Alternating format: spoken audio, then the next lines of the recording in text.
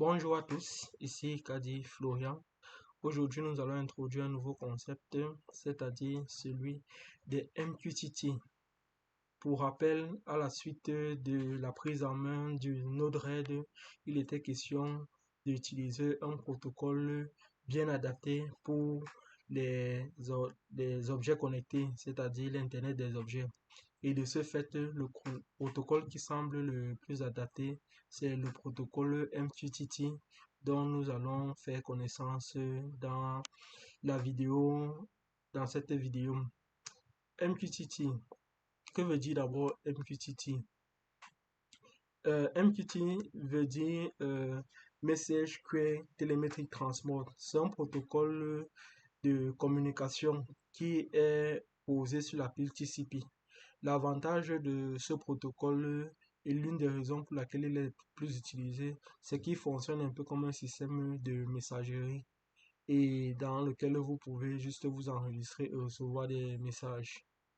La particularité aussi de MQTT et l'une des raisons pour lesquelles il est plus utilisé, c'est qu'il utilise une très faible bande passante et les messages sont envoyés d'un équipement vers un serveur qui va pouvoir redistribuer les informations à tous les utilisateurs qui se sont enregistrés. C'est pour ça que vous avez d'un côté Publish pour publier et d'un côté Subscribe pour les utilisateurs qui vont s'enregistrer sur ce broker et qui vont recevoir des informations. Euh, Nous allons continuer en disant donc que le protocole MQTT, comme vient de le dire, est effectivement très léger, donc il utilise une faible bande passante et surtout utilisé pour les devices contraignants. Euh, et ceci fait qu'il est donc adapté pour une solution des Internet des objets.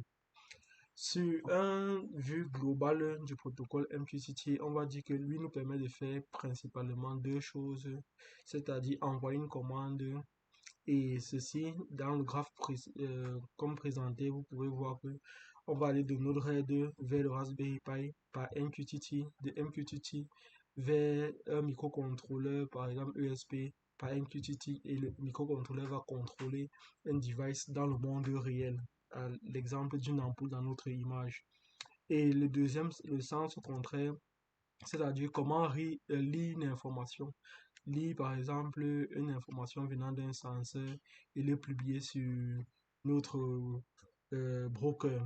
Ici, nous avons donc le capteur de température d'humidité qui va envoyer une information à l'aide du microcontrôleur via MQTT au Raspberry Pi et le Raspberry Pi va envoyer l'information toujours via MQTT à Node-RED qui va peut-être permettre d'afficher sur une interface graphique. Donc, les concepts à connaître et qui sont très importants dans l'utilisation de protocoles MQTT sont à l'ordre de 4. Le premier concept à bien connaître, c'est le principe de publish subscribe qui concerne à s'enregistrer et à publier. Le deuxième concept très important, c'est le concept de message qui consiste à l'information qu'il faut envoyer. Troisième information, c'est le topic, le sujet, c'est-à-dire lorsqu'on s'enregistre, on s'enregistre sur un sujet bien précis. Et le dernier, c'est le broker qui est ici là représente le serveur qui va centraliser toutes les informations et va pouvoir les distribuer aux différents clients qui auront souscrit à un sujet bien précis. Sans plus en tarder, nous entrons dans le détail dans ces différents concepts. Le publish subscribe, comment est-ce qu'il fonctionne? On va dire, voici un cas de figure. On a un utilisateur qui est ici en device 1 et lui va s'enregistrer, il veut envoyer une information qui doit être traitée par le device 2. Qu'est-ce qu'il va faire? C'est qu'il va donc publier l'information qu'il veut envoyer sur l'élément du milieu dont on va parler tout à l'heure. En l'occurrence, le deuxième device aura dû d'abord souscrire à cette information dont dit notifier l'élément du milieu ou le serveur dans notre cas qu'il est intéressé par tel type d'information. Et lorsqu'il a notifié le serveur qu'il est intéressé par tel type d'information, lorsque le device 1 va publier cette information, le device 2 va être notifié via le serveur que telle information dont tu as mentionné ton intérêt, voilà le contenu de cette information aussitôt qu'elle est mise à jour. Donc, c'est un peu comme ça que MQTT fonctionne. C'est-à-dire, for example, le device 1 publish on the topic, device 2 is subscribe to the same topic as device 1 is publishing, and so device 2 receive the message. Donc, c'est le condensé de ce que je viens de dire. Maintenant, on va s'intéresser au deuxième sujet très important qui est le message. Bon, il n'y aura pas trop grand chose à dire ici, là, c'est dans la vidéo suivante qu'on va pouvoir aller plus en profondeur. Mais les messages, c'est les informations qu'on a envie d'échanger entre les devices. Ils peuvent être des commandes comme ils peuvent être des données. Et le principe du publish subscribe permet de partager quasiment tout type d'informations de manière assez facile, aisée et automatique. Le troisième, c'est le topic. Le topic, c'est le sujet ou l'intérêt qu'un device va venir déclarer au serveur que je suis intéressé par tel type d'information. Et dans la vue des devices, c'est représenté sous forme hiérarchique. Donc, le topic, c'est une manière de s'enregistrer. Donc, ici, on va dire topic are the way you request for interest of incoming message and how you specify where you want to publish your message. Donc, cette information va être, au niveau du serveur enregistrée, et deux, comment les différents équipements qui vont se connecter à ce serveur vont signaler qu'ils sont intéressés par ces messages. C'est ça qu'ils appellent ici la request for interest. Et là, l'architecture de présentation des topics est le suivant. On a le upper layer, c'est-à-dire topic level separator, qui sont les slash. Et le premier, c'est le plus haut niveau, topic level. Dans le plus haut niveau, ça sera par exemple dans notre cas home. Le niveau d'en dessous, ça sera office. Le dernier niveau, ça sera lamp.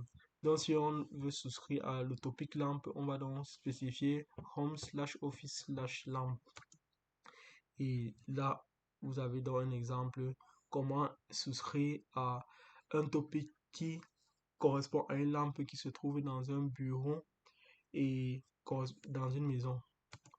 Et pour envoyer une information dans ce topic, on va juste envoyer un message et mentionner le topic auquel on va envoyer le message. Et dans notre cas précis, sur notre RAID, ça ne pourra être que le cas on ou off. Le dernier élément dans notre liste, ça sera le... bon, on va d'abord prendre un exemple. On a notre ESP32 et lorsqu'on veut souscrire à un topic qui correspond à la lampe et on va envoyer un message on. Comment est-ce qu'on procède? Le MQTT va souscrire au topic Homes Office/lamp. Il va envoyer le message on. Le message on va toujours être transféré avec le même topic vers le MQTT et la lampe va s'allumer. Donc, on retrouve exactement le scénario, le même sens de circulation de l'information qu'on a présenté précédemment. Donc, de MQTT vers Raspberry Pi vers le microcontrôleur qui va allumer la lampe.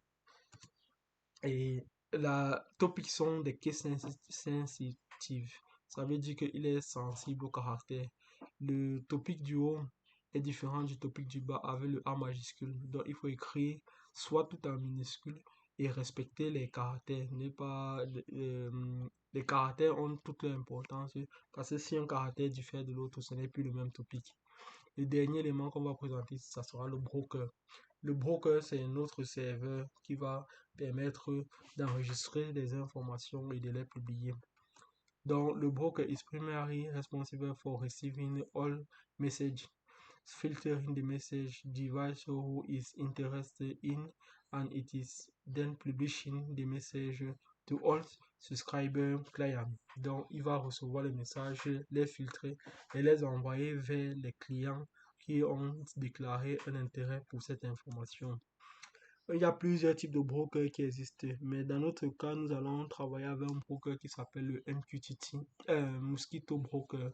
Le Mosquito Broker, dans notre cas, est facilement installable sur le Raspberry Pi. Et dans les prochaines vidéos, on va même voir comment directement faire une communication directe entre le MQTT et Node-RED directement sur le Raspberry Pi. Bon, Pour terminer, on va donc parler de l'installation de notre broker sur le Raspberry Pi puisque c'est lui qu'on utilise dans notre cas. On va donc dire, pour installer Mosquito, on va juste taper une ligne de commande dans notre invite de commande pour pouvoir télécharger l'application et l'installer proprement dit. Mosquito est aussi un serveur open source. Dans cette vidéo, nous étions encore à la version 3.1 et la version 3.1.1. Récemment, nous n'avons pas état de les versions nouvellement créées, mais nous allons parler de cela dans les prochaines vidéos. Donc, procédons dans l'installation. On va donc sur le Raspberry Pi, on va faire comme on voulait la mentionner dans les vidéos sur Raspberry Pi, sudo apt update pour faire d'abord une mise à jour de toutes les librairies.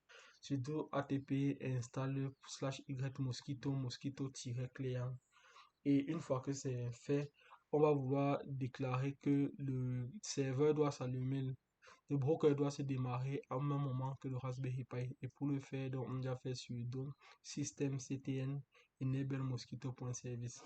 À partir de là, lorsque le Raspberry Pi va démarrer, le serveur broker va démarrer instantanément. Et vous serez invité à cliquer sur Yes pour confirmer l'installation.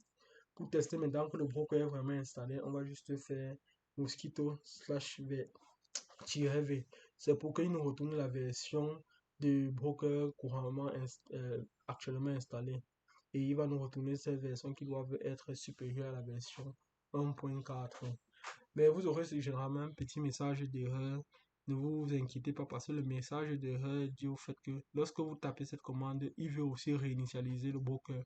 Mais comme le broker est déjà en train de fonctionner, il utilise déjà une adresse IP, il va juste prompter un message d'erreur en disant que l'adresse IP est déjà utilisée. Et ça confirme effectivement que notre broker est déjà en cours de fonctionnement.